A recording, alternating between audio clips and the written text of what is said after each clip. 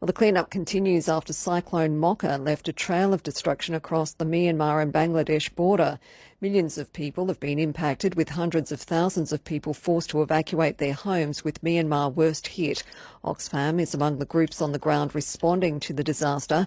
Country Director Oxfam Bangladesh, Ashish Damle, says they were able to prepare residents when the cyclone warning was received. Oxfam had warning systems in place in the camps and also in the region that was in the trajectory of the cyclone.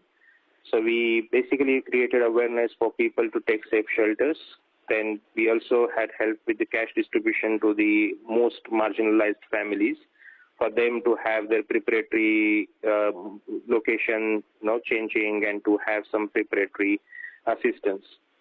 After the cyclone was hit, we did the assessment in the areas.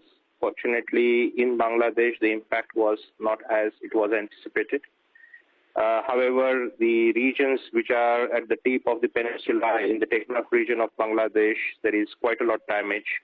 There are a couple of islands of Bangladesh have been reporting severe damage. But other than that, the landfall was in the Myanmar region, and the major damage has been reported from Myanmar.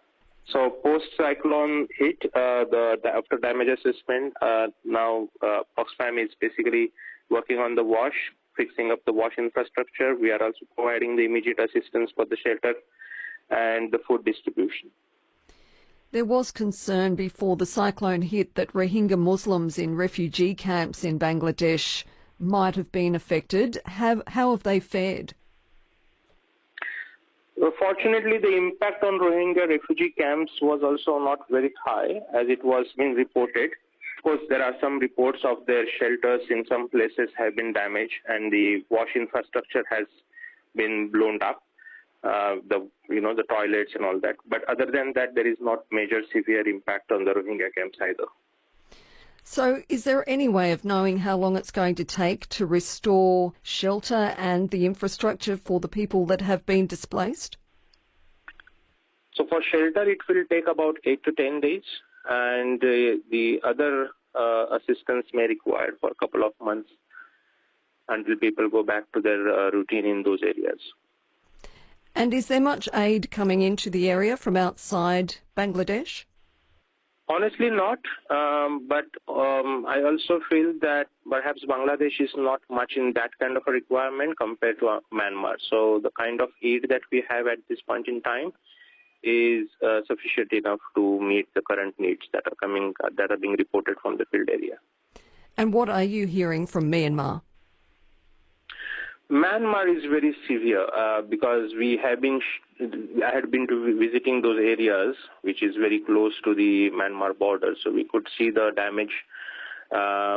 Still, the areas are inaccessible. Even the Rohingya population on the other side and their relatives reporting here, there is no food. The shelters are being blown up. There have been heavy injuries. Few casualties have also been reported. But right now, the area is completely inaccessible because even the road infrastructure, the bridges are kind of collapsed. So it's very difficult for people to actually reach there. The aid has not yet reached the far-hit areas of Setwe. And I guess aid groups like yourselves would also be having trouble getting into those areas of Myanmar. Absolutely, yeah. Oxfam team is trying since the last couple of days to reach. They are in the nearest areas, but they have not been able to actually reach the specific areas. Oxfam Bangladesh Country Director Ashish Damle there. And if you'd like to contribute to Oxfam's appeal to assist those in the cyclone zone, you can do so online at oxfam.org.au. This is ABC News Radio. Time for a check of our headlines.